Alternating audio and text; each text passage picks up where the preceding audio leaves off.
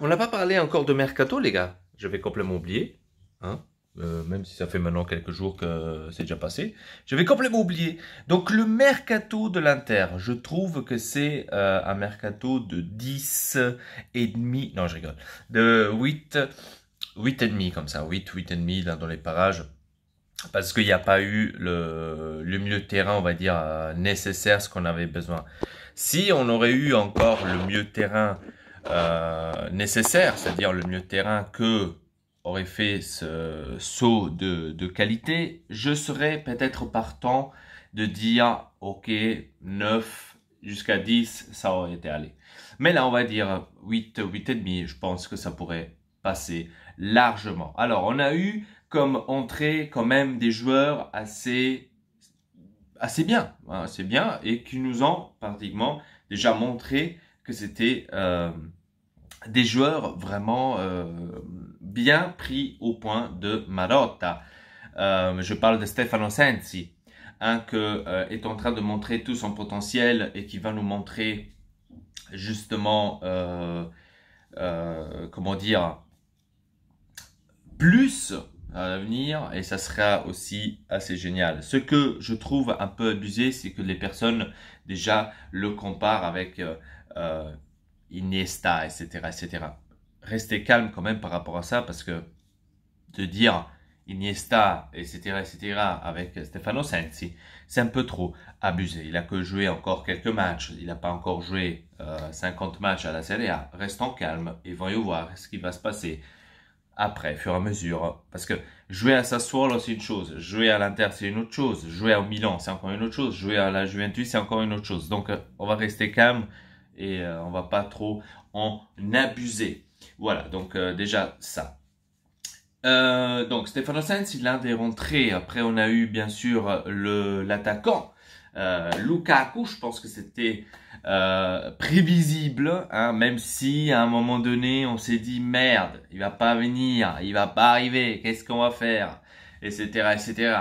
Manchester United qui ne voulait pas au début, voilà, donc c'était un peu complication la situation, mais on l'a quand même eu. Donc Lukaku, extraordinaire attaquant, un attaquant qui joue pour l'équipe, qui se bat au milieu de terrain, qui va récupérer des ballons, et malheureusement pour l'instant les gens ne le voient pas comme contre Cagliari. La plupart disent oh il a joué mauvais, il a pas joué bien, etc. C'est complètement faux. Regardez les mouvements, ce qu'il fait, regardez qu'est-ce qu'il fait pour l'équipe. Un attaquant n'est pas seulement bon si il vous marque 50 buts, s'il vous marque 7 buts, s'il vous marque 3 buts d'affilée dans un match. Non, un attaquant est bon quand il commence à jouer pour l'équipe, quand il commence à aller récupérer des ballons au milieu de terrain, quand il commence à faire, bien sûr, quelque chose d'exceptionnel, hein, pour l'équipe, quand on joue pour l'équipe. Après, bien sûr, s'il marque, c'est toujours mieux, hein. Mais Lukaku, c'est ce genre de style-là, c'est qu'il joue pour l'équipe, il fait des passes des fois décisives, etc., etc. Donc, il cherche à les faire. Et ça, c'est que je trouve un attaquant complet, c'est ça. Et fort physiquement. Ça, je pense qu'on le savait. Et la plupart l'ont même comparé avec Adriano, niveau force de corps. Hein. Donc, ils l'ont tous pris en considération comme Adriano. C'est vrai. Il a un tout petit peu cette force physique qu'avait aussi Adriano. C'est clair. Donc, aussi un superbe attaquant qu'on a eu. Après, on a eu aussi Agoumé que je l'ai pas vu encore, donc je peux pas trop en parler là-dessus. La même chose avec Valentino Lazaro. Non plus, je l'ai pas vu, donc je peux pas dire grand-chose par rapport à ça. Après, l'autre, c'est Barella. Barella que malheureusement, j'ai comme l'impression qu'il n'arrive pas trop à s'adapter encore au jeu de Antonio Conte. C'est lui-même qui l'avait dit dans la conférence de presse. Et donc, il va falloir avoir un peu plus de temps pour Nicolo Barella. En espérant qu'il va récupérer le tout, qu'il va récupérer, enfin récupérer entre guillemets, mais qu'il va déjà commencer à se rendre compte où il est, qu'est-ce qu'il doit faire. Certes, jusqu'à maintenant, il est toujours rentré à la deuxième mi-temps à la place de Vecino, mais je pense que cela ne va pas durer longtemps. Parce que Vecino, je dois vous dire, clair et net, ces 2 matchs qu'il a joués n'étaient pas vraiment, voilà, super, hein, on va dire ça comme ça. On verra bien ce qu'il va y avoir par la suite, mais je pense que Barella va pouvoir prendre quand même sa place. Hein, parce qu'à chaque fois qu'il est rentré, surtout contre Cagliari, Barella, il a joué, il est tout de suite rentré dans le match et il a quand même joué pas mal. Donc on verra maintenant par la suite ce qui va se passer par rapport à ça. Donc j'ai hâte de voir. Comme j'ai hâte aussi de voir Godin à côté de De Vrij et Skriniar. Donc de voir les 3 attaquants l'une à côté de l'autre, comment ça va se dérouler, comment est-ce que ça va être. Donc ça, j'aimerais bien voir, bien sûr, de quoi ça a l'air. Godin qui est rentré contre Cagliari à la deuxième mi-temps, presque vers la fin. Ça m'a fait plaisir de le voir. Ça fait aussi un peu bizarre de le voir avec le maillot de l'Inter. C'est parce que tu es tout le temps habitué de le voir avec l'Atlético. Et tu le vois avec le maillot de l'Inter. C'est un peu bizarre, c'est clair. Mais j'aimerais bien voir les 3 attaquants l'une à côté de l'autre. Qu'est-ce que ça va être? Est-ce que ça va être vraiment cet énorme bloc défensif ou pas? Donc ça, c'est une chose à voir encore. Et on ne peut pas, bien sûr, encore dire c'est bien, c'est pas bien. Godin, certes, on l'a pris gratuitement. Donc, on ne perdra rien pratiquement à ça. Donc, ça aussi, c'est, je pense, quelqu'un qu'on savait déjà qu'elle allait arriver depuis février. Donc, je pense que à ce niveau-là, ça va et ça pourrait y aller. On a aussi eu, on va dire, pratiquement des ventes exceptionnelles. Hein, des ventes exceptionnelles. Comme par exemple João Mario, qui est enfin parti. João Mario, il est parti à Lokomotiv Moscou. Enfin, ça faisait des années qu'on le voulait qu'il se barre et qu'à Ozil, on n'a jamais réussi à le faire barrer. Donc enfin, il s'est barré. João Mario, d'Albert, aussi un autre que on voulait absolument qu'il se barrait. Et moi, personnellement, si vous avez suivi mes vidéos, je disais tout le temps l'année passée, restez calme tout au début. Il est encore là pendant quelques mois, ça se peut qu'il a besoin du temps, etc., etc. Après, je lui ai donné quand même du temps. Et quand j'ai vu que c'était quand même la même chose tout le temps, je me suis dit, non, non, non, non, ça ne fait pas de l'Inter. Donc, content qu'il est parti, lui aussi. Comme est aussi parti notre ami Mauro Cesso. Mais malheureusement, il est seulement en prêt. Donc, ça ne veut rien dire qu'il restera au PSG. Pour PSG, bien sûr, c'est quelque chose de bien parce que ils ont un remplaçant. C'est dans le cas où Cavani ne peut plus jouer les 90 minutes, il pourra le remplacer avec Mauro Cesso. Quoique, c'est pas la même chose. Cavani au-dessus de Mauro Cesso. Et c'est logique. Après la rentrée de Mbappé, je pense que le banc est bien chaud pour Mauro Cesso. Donc ça aussi. Mais bon, il faut aussi se dire, ils doivent jouer encore la Champions League, etc., etc. Donc je pense qu'ils vont aussi faire des changements par rapport à ça et on verra qu'est-ce que ça va se passer. Si dans le cas où le PSG voudrait le prendre l'année prochaine, ça sera pour 70 millions. C'est exactement ce que Marotta voulait aussi de la Juventus. Si dans le cas où il ne voulait pas donner Dybala, la Juventus ne voulait pas. Et donc Marotta est allé voir ailleurs. Et, bon, Marotta, pas seulement Marotta, mais il faut dire que la transaction de Mauro Icardi, il faut dire aussi merci à la femme Vandanara, parce que c'est lui qui l'a tout simplement, comment dire,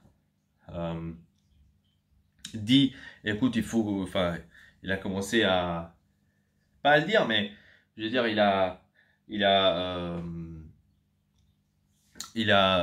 persuadé qu'il devrait partir parce qu'en fait Mauro Cesso il voulait rester, attendez je vais vous mettre un peu plus par ici, il voulait rester, je vais vous mettre là, voilà. Il voulait rester à l'Inter absolument, Mauro Cesso, il voulait rester à l'Inter absolument, il voulait justement amener cette plainte jusqu'au bout et la Vanda lui a dit complètement le contraire, il lui a dit écoute, c'est mieux que tu te barres parce qu'on est très très mal barré. Après, il y a eu cette histoire avec le tiki-taka, qu'à ce qui paraît, le présentateur ne voulait plus la Vanda à cause de toutes ces histoires-là, etc., etc. Et que maintenant, comme par hasard, ah non, en fait, elle va revenir.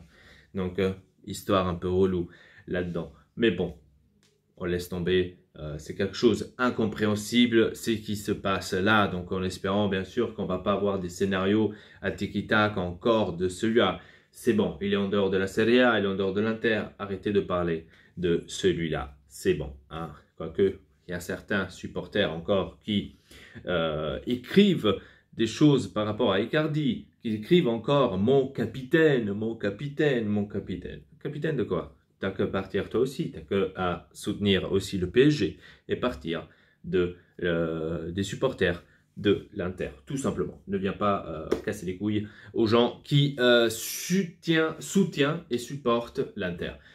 Parce que je pense que la plupart c'est ça. Même quand il est parti et qu'il a mis l'image des buts, ce qu'il a fait, et des passes, on va dire, qu'il a fait décisives. Voilà, hein. Tu aurais pu éviter d'écrire Arrivederci, tu aurais pu écrire Addio. Donc seulement comme ça. Et tu aurais pu aussi ajouter encore tes 54 jours que tu n'étais pas là, que tu as laissé l'équipe tout seul avec ton invention inexistante, etc., etc. Tu aurais pu ajouter tout ça, tu vois, mais voilà, tu l'as pas fait. Et donc, ça, c'était une autre provocation envers l'Inter, tout simplement. Ensuite, qui est parti encore après Icardi? Eh bien sûr, Nainggolan. Nainggolan est parti aussi, parce que Nainggolan, on le savait. Dès qu'il y a eu cette sortie de cet appel qu'il avait fait à son pote par rapport à la Rome, qu'il voulait absolument retourner à la Rome, qu'à Milan, les supporters sont comme ça et comme ça, et c'est ici et là, donc il voulait absolument partir à Rome. Et donc depuis ce jour-là, je me suis dit, le mec là ne va pas tarder longtemps, il ne va pas rester longtemps à l'Inter, parce que si déjà tu sors comme ça va pas, il ne va pas rester longtemps. Après, bien sûr, ça s'est ajouté les sorties en boîte, comme on le connaît, avec Nainggolan, etc., etc. Et bien sûr, Marotta, il a un mot, il a une seule parole, c'est discipline. Si tu n'as pas la discipline, ben, là, il y a la porte, tout simplement. Et regarde en face, personne. C'est exactement ça ce qu'on voulait, bien sûr, dans une société. C'est exactement ça ce qu'on avait besoin dans une société, parce que les joueurs ne peuvent pas faire ce qu'ils veulent, c'est un peu clair. Et donc lui aussi, il s'est barré, comme il s'est barré aussi Ivan Perisic. Mais ils sont tous les trois en prêt. C'est ça le problème, ils sont tous les trois en prêt. Donc ça se peut que l'année passée, on les aura encore une fois de retour. Donc Ivan Perisic qui est parti en prêt à Bayern de Munich. Et maintenant, il faut voir si les équipes là veulent les reprendre, enfin veulent les prendre définitivement ou pas. Et ça va être un énorme problème, j'imagine, pour nous. D'ailleurs, je ne sais pas les autres, hein, João Mario, D'Albert, s'ils sont partis définitivement ou s'ils sont aussi en prêt. Ça, d'ailleurs, je ne le sais pas si c'est vraiment le cas. Après, il y a eu encore d'autres ventes que maintenant, je ne sais pas par cœur. Maintenant, j'ai parlé seulement de ceux qui, on va dire, c'est les plus gros, où je pourrais me dire, voilà, ça et ça. Et donc, ouais, pour moi, c'était un mercato régné de Marotta, parce que j'avais lu aussi un truc, il y avait un qui avait mis un screenshot sur Facebook, où il y avait quelqu'un qui disait « Marotta a stoppé pratiquement le mercato de la Juventus ». La Juventus voulait donner, entre guillemets, Dybala au PSG. Qu'est-ce qu'a fait Marotta? Ils lui ont prêté Mauro Icardi. Il voulait prêter à Dybala, enfin, il voulait donner Dybala au Manchester United pour prendre Lukaku. Marotta a pris Lukaku.